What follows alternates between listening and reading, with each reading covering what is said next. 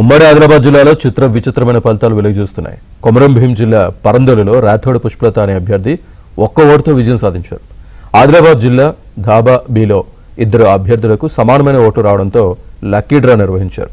ఈ డ్రాలో ఈశ్వర్ గెలిచారు. మరోవైపు ధనోరాలో జమునా నాయక్ అనే అభ్యర్థి అనామిక అనే మరో అభ్యర్థిపై ఒక్క ఓటు తేడాతో గెలిచినట్లు ఎన్నికల అధికారులు ప్రకటించారు. అనుమానంతో అనామిక రీకౌంటింగ్ చేయాలని కోరగా జమునా నాయక్ మరో 4 ఓట్లు కలిసొచ్చాయి.